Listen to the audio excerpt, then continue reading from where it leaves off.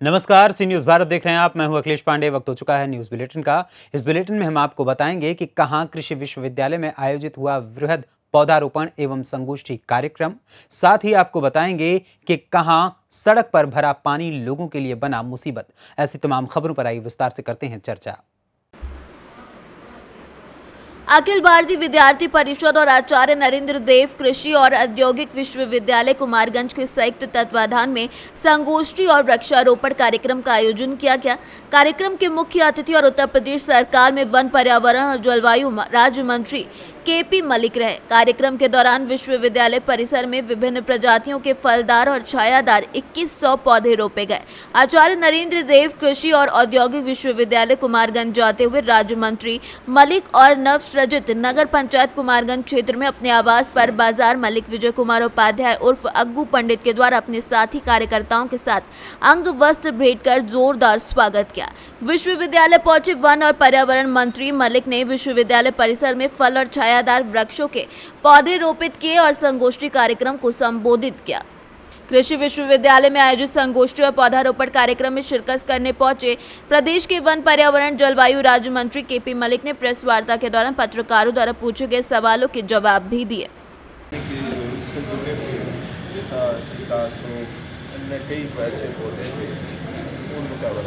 आपने कहा कि आज जो है बिल्डिंगें ज़्यादा दिखाई दे रही हैं, तो ये कैंपस की बात आपने किया था कि मैंने कैंपस की थी कि अब हरा भरा नज़ारा आने पहले से कुछ बेहतर होगा, अच्छा माहौल होगा, अच्छा जो अपने विद्यार्थी हैं, जो यहाँ के सभी विद्वान गुरुजन हैं, उन्हें घूमने को एक अच्छा माहौल मिलेगा।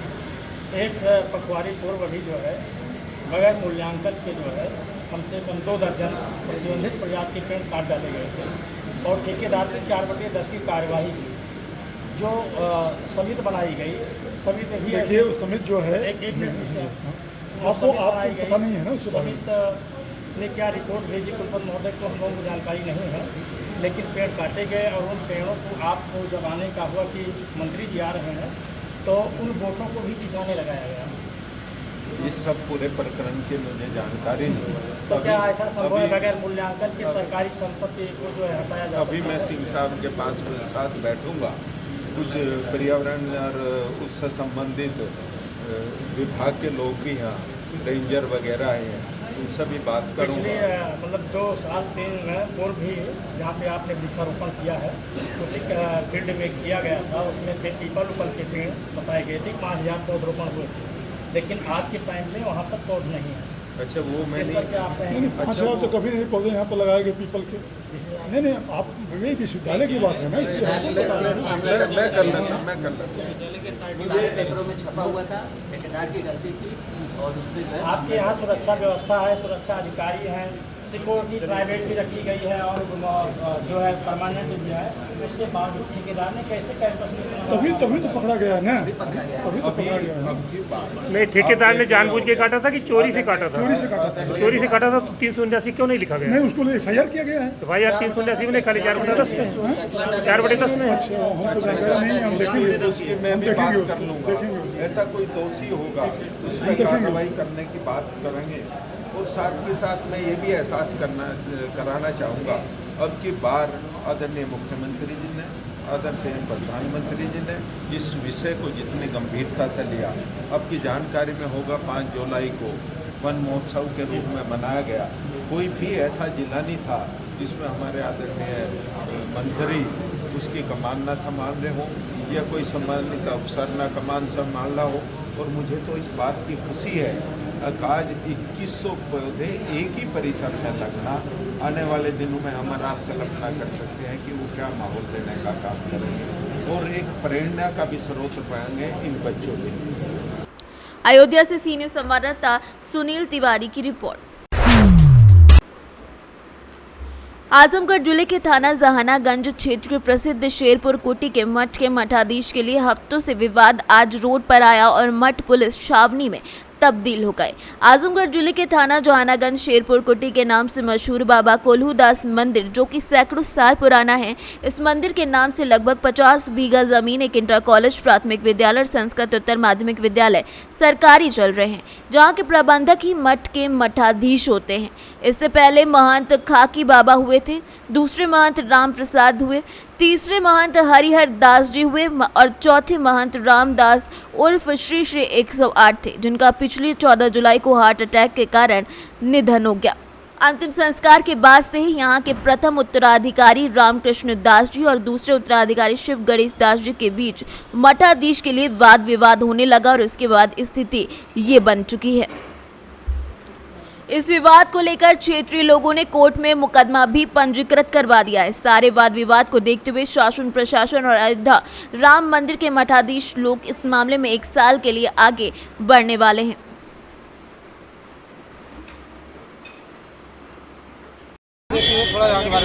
यहाँ पर ये कोल्हूनाथ जी के जो आश्रम है, यहाँ भगवान है, ये भगवान के कृपा से यहाँ पर हमने एक संदेश दिया है दोनों गुरु भाइयों पे कि आपस में लड़िए नहीं, यहाँ के जनमानस के विषय में ध्यान रखिए।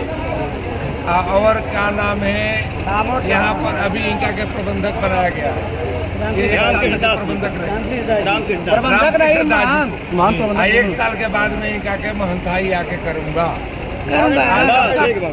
तब तक ये हेड रहेंगे और जो और सब कर्मचारी। गणेश दास जी का विवाद था, वो क्या रहेंगे? तो गणेश दास जी के इन्होंने जो भी कार्य किया, ये पहले से भी महंत बनाए गए, हम बनाए हैं। 25 लाख खर्चा करके तब इन्होंने श्री अपना पूरा परिचय देते हुए आप बताएं। गणेश कुमार जायसवाल, ग्राम पोस्ट शेरपुर, आजमगढ़। यहाँ क्या विवाद था? कई दिनों से उठा पटक चल रही थी, शासन प्रशासन नहीं था कि इसकी क्या 1994 से बाबा रामकृष्ण दास जी के पूर्व जो महंत जी थे श्री राम प्रसाद दास जी, उनके शिष्य थे और आजीवन उनका सेवा की। उस जमीन का विवाद था, ये ज़मीन महाराज जी बेच रहे राम प्रसाद दास जी उनका ज़मीन, तो उन्होंने मना किया।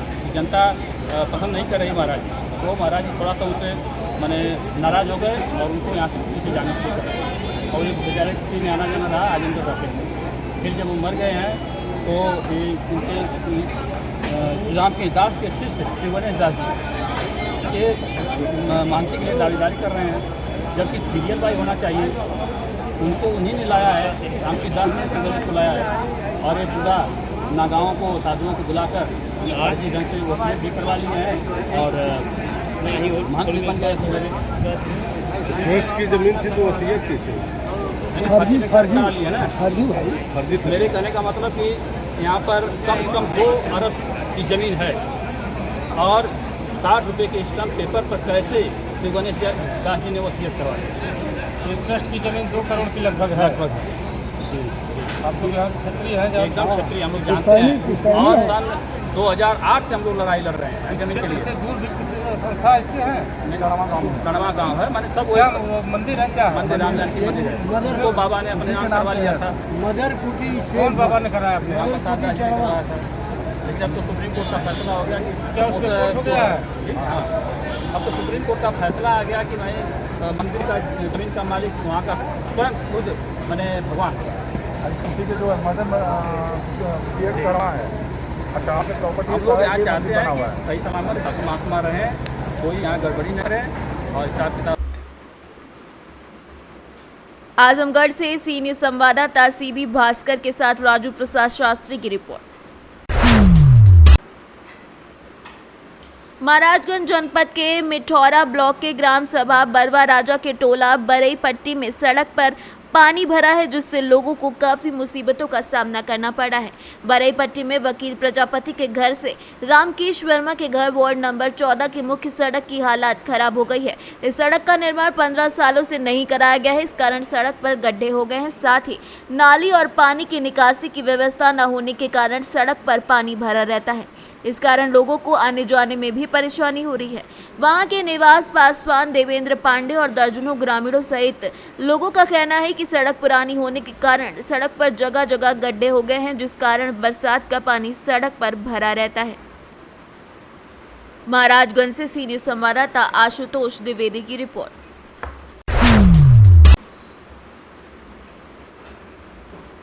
चोपन थाना क्षेत्र के अलतगंज गांव में अचानक हल्की बारिश हुई और तेज गरज के साथ बिजली गिरी, जिससे धान के खेत में काम कर रहे मजदूर वज्रपात से घायल हो गए, जिसमें एक की हालत गंभीर बताई जा रही है। जानकारी के अनुसार घायलों में शिव कुमारी पत्नी नंदलाल निवासी मीतापुर जिसकी उम्र 58 साल बताई जा रही है, अनीता पत्नी निवासी कुरछा जिसकी उम्र 31 साल बताई जा रही है और फूलझारी जिसकी उम्र 45 वर्ष, बसंती जिसकी उम्र 45 वर्ष और चिरौजिया जिसकी उम्र 44 साल बताई जा रही है और एक और जन की रोपाई में काम कर रहे थे कि बिजली गिरने से सभी घायल हो गए, जिसमें शिव कुमारी की हालत ज्यादा गंभीर बताई जा रही है।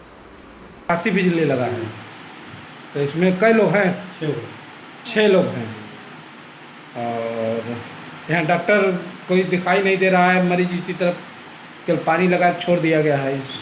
डॉक्टर आए थे चले गए। अभी सीरियस हाल इनका है, इनका भी कुछ नहीं दिखाई दे रहा है, कोई डॉक्टर नहीं है।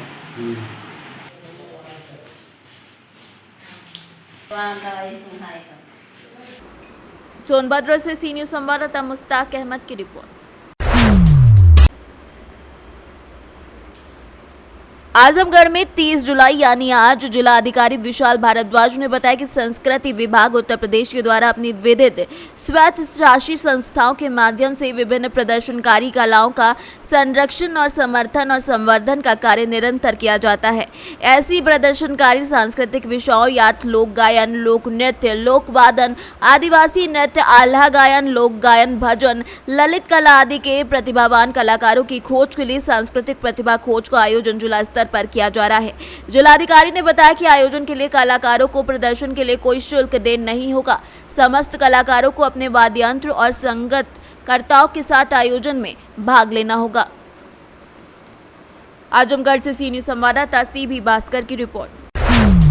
आजादी के अमृत महोत्सव के अंतर्गत जिला महासमुंद में पिथौरा नगर के गुरु तेग बहादुर भवन में उज्जवल भारत उज्जवल भविष्य पावर 2047 बिजली महोत्सव कार्यक्रम का आयोजन किया गया, जिसमें मुख्य रूप से मुख्य अतिथि बसना विधायक राजा देवेंद्र बहादुर और अतिथियों द्वारा मां सरस्वती पर दीप प्रज्वलित कर राजकीय गीत अर्पा पैरी के धार गायन के साथ कार्यक्रम की शुरुआत की गई। लोक कला मंच के कलाकारों के द्वारा नुक्कड़ नाटक प्रस्तुति कर बिजली विभाग के लाभ के बारे में बताया गया। कार्यक्रम में प्रधानमंत्री नरेंद्र मोदी के संबोधन पर प्रसारण भी दिखाया गया। इस दौरान बिजली से किस प्रकार का मानव समाज में क्रांति आई सहित नवीन भारत के नवीकरण बिजली संस्थापित क्रांति के बारे में बताया गया और इसमें भविष्य की संभावनाओं के बारे में भी जानकारी दी गई।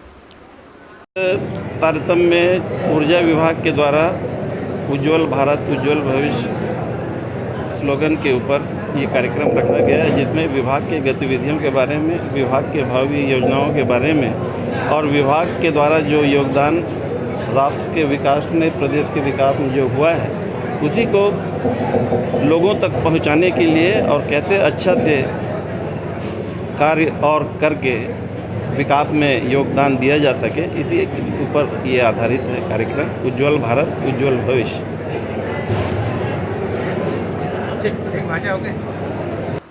छत्तीसगढ़ से सीनियर संवाददाता लोकनाथ खुंटे की रिपोर्ट। वर्तमान में गुजरात राज्य में जहरीली शराब के सेवन से हुई जनहानि के मद्देनजर और कार्यालय आबकारी आयुक्त मध्य प्रदेश ग्वालियर के आदेश क्रमांक के परिचालन में चलाए जा रहे विशेष अभियान के तहत जिला कलेक्ट्रेट महोदय जिला देवास चंद्रमौली शुक्ल के निर्देशन पर जिला आबकारी अधिकारी वंदना पांडे के मार्गदर्शन में सहायक जिला आबकारी अधिकारी RS कुशवाहा एवं दबिश प्रभारी सुश्री राजकुमारी मंडलोई के नेतृत्व में मदिरा का अवैध रूप से निर्माण, संग्रहण और विक्रय कर रहे हैं लोगों के विरुद्ध विशेष अभियान चलाया जा रहा है, जिसमें आबकारी की संयुक्त टीम के द्वारा दातो जागीर सासी मोहल्ला एवं टोक कला कंजर डेरे में सुबह दबिश दी गई, जिसमें चलित भट्टियां और कच्ची शराब बड़ी मात्रा में पाई गई और घरों के अंदर और जंगल की जमीन के अंदर बाहर वाहन में ड्रम पाए गए। सर, आज आबकारी द्वारा क्या कार्रवाई की गई?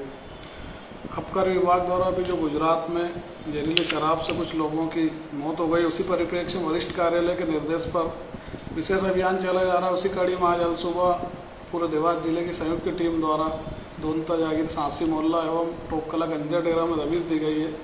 उसी दौरान जो दोनता जागीर में एक व्यक्ति था शंकर लाल, उसके घर की तलाशी लेने पर 65 लीटर हाथभट्टी मदिरा बरामद हुई, जिसका फरारी में 34(2) का मुकदमा कायम किया गया है। इसी के साथ टोकला में आबकारी टीम को देखकर एक मोटरसाइकिल सवार गाड़ी छोड़कर फरार हो गया। उसकी तलाशी लेने पर उसे 15 लीटर हाथभट्टी मदिरा बरामद हुई है।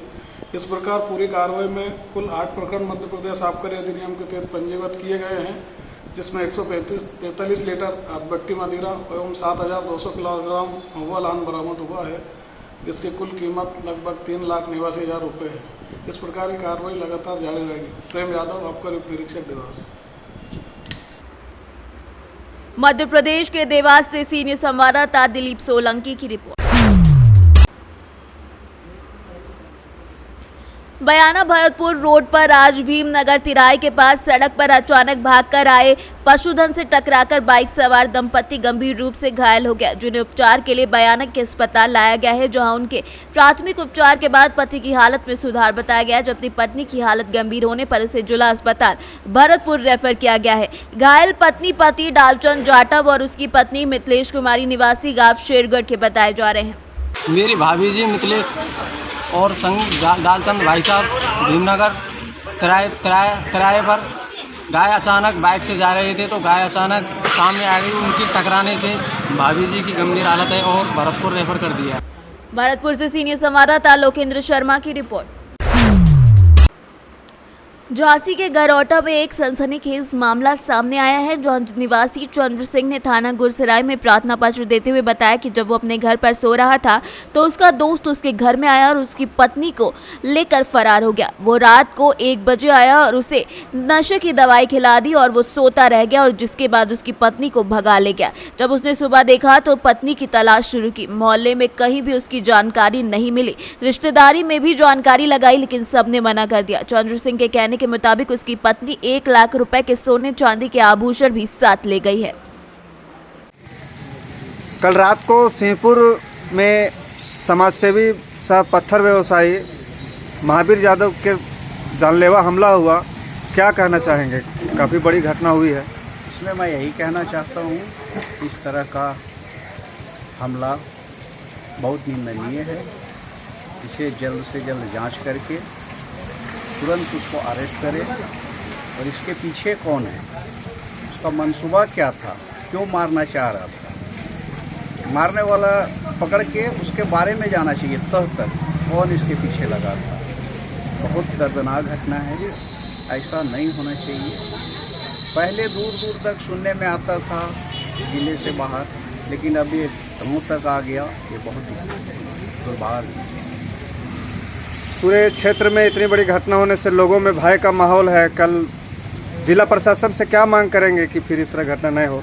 क्या मांग जिला प्रशासन से यही मांग करते हैं कि जल्द ऐसे अपराधियों पे जल्दी अंकुश लगाएं और जल्द से जल्द इसे सलाखों के पीछे डाल दें। यही कहना चाहते हैं। झांसी से सीनियर संवाददाता आशुतोष गोस्वामी की रिपोर्ट। पलामू जिले के तरहसी प्रखंड में न्यू प्राथमिक विद्यालय छेचानी में बच्चों की शिक्षा का स्तर 0 है। इस प्राथमिक विद्यालय में वर्ग 1 से 5 तक नामांकित छात्र छात्राओं की संख्या 42 है। 15 से 20 छात्र छात्राओं की उपस्थिति हर दिन रहती है। प्रधानाध्यापिका मुनीता कुमारी सिर्फ अटेंडेंस बनाने स्कूल में आती हैं, ज्यादातर समय अपने निजी कार्य में व्यस्त रहती हैं। स्कूल में बच्चों के पठन पाठन का स्तर काफी निम्न का है। बच्चों की पढ़ाई के प्रति किसी और का ध्यान भी नहीं जा रहा है। आपका कहाँ घर है? कौन स्कूल में पढ़ते हैं? कौन न्यू प्राथमिक विद्यालय कौन है? कौन क्लास में पढ़ते हैं? कै गो यहाँ शिक्षक है विद्यालय में? और हेड मैडम जी हैं कि हेड सर हैं? क्या नाम उनका पता है? नाम हेड मैम का नाम पता नहीं है? स्कूल में पढ़ाई होता है? झारखंड के मुख्यमंत्री का क्या नाम है? शिक्षा मंत्री का? प्रधानमंत्री का क्या नाम है? झारखंड के भारत के प्रधानमंत्री का क्या नाम है? मास्टर साहब नहीं बताते हैं? नहीं पढ़ाई होता है स्कूल में? शिक्षा का क्या नाम हुआ आपका? मनोज कुमार। किस विद्यालय के सहयोगी शिक्षक है? 1 to 5 सभी। जिस तरह से 5 क्लास का बच्चा से पूछा जा रहा है कि शिक्षा मंत्री का क्या नाम है, क्या आप बता सकते हैं क्या नाम है? शिक्षा मंत्री श्री जगन्नाथ महतो। उपराष्ट्रपति का क्या नाम है? अभी तो चुनाव होना है इस बारे में। राष्ट्रपति का क्या नाम है? अभी तो द्रौपदी मुर्मू बनी है। पूर्व प्रधानमंत्री का क्या नाम है? पूर्व प्रधानमंत्री तो नरेंद्र मोदी थे, अभी फिर है वही। ठीक नाम है? सनी कुमार। कौन क्लास में पढ़ते हो? 5वां में। विद्यालय का क्या नाम है? न्यू प्राथमिक विद्यालय छेजानी। विद्यालय में कितने शिक्षक हैं? विद्यालय आज पहली बार आया है? नहीं। तो विद्यालय में कितने शिक्षक हैं? 2। क्या क्या नाम है? एक मनोज सर। हाँ। दूसरा का? नहीं जानते। विद्यालय में अभी कितने छात्र छात्राओं की संख्या है? गिना था अभी ना? कितना है बच्चा? 16। और विद्यालय में पढ़ाई होता है बढ़िया से? आप लोग को विद्यालय में पैसा मिला कुकिंग कोस्ट का? नहीं। 1 रुपया नहीं मिला है? नहीं। झारखंड के मुख्यमंत्री का नाम बता सकते हो? 5वां क्लास में तुम पढ़ रहे हो। क्या नाम है झारखंड के मुख्यमंत्री का? राज्यपाल का नाम बता सकते हैं? शिक्षा के द्वारा नहीं बताया जाता है ये सब? शिक्षा मंत्री का क्या नाम है?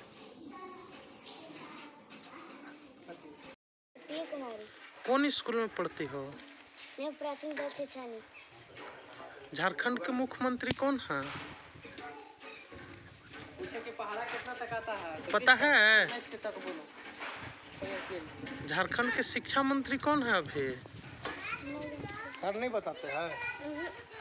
नहीं बताते हैं। झारखंड से सीनियर संवाददाता सत्येंद्र कुमार विश्वकर्मा की रिपोर्ट। सावन में बारिश की फुहारें, झूला झूलने को बेताब मन और सखियों संग हंसी ठिठोली चारों और हरियाली से मन भी सावन के उत्साह और उल्लास में सराबोर होने को बेताब है। भगवान भोलेनाथ और मां पार्वती की उपासना का त्योहार हरियाली तीज 31 जुलाई को मनाया जाएगा। महिलाओं ने इसकी तैयारियां भी शुरू कर दी हैं। कोई घर पर सखियों संग झूला झूलने की तैयारी में है तो कोई मायके में भाभी संग तीज की खुशियां मनाने की तैयारी में है। नाम आपका? जी मेरा नाम मोहम्मद नूर उर्फ मोनू। मुझे बात करें चूड़ी वाले की, कल हरियाली तीज का त्योहार है, किस प्रकार की दुकानदारी आपको देखने को मिल रही है पिछली की अपेक्षा? नहीं अच्छी, बहुत अच्छी दुकानदारी, मौसम भी बहुत अच्छा है, ग्राहक भी निकल रहे हैं, हरी चूड़ी भी बिक रही है, बहुत हरी कड़े भी बिक रहे हैं। एक बहुत अच्छा अपने ब्रज में हरियाली तीज का बहुत महत्व होता है। अच्छा, बाजार में अब की बार कोई नया सामान आया है, कोई प्रकार की महिलाएं ज़्यादा पसंद कर रही हो? जी हाँ, हरियाली तीज पे हरे कड़े भी आए प्लस हरी चूड़ियाँ भी हैं और इस टाइम वेलवेट वाली चूड़ियाँ भी बहुत चल रही हैं हरे कलर में। क्या पसंद महिलाएं ज़्यादातर कर रही हैं? महिला दोनों चीज़ पसंद करती हैं, कंगन भी पसंद करती हैं, चूड़ियाँ भी पसंद करती हैं। तो इस टाइम हरियाली तीज पे बहुत अच्छा चल रहा है। नाम आपका?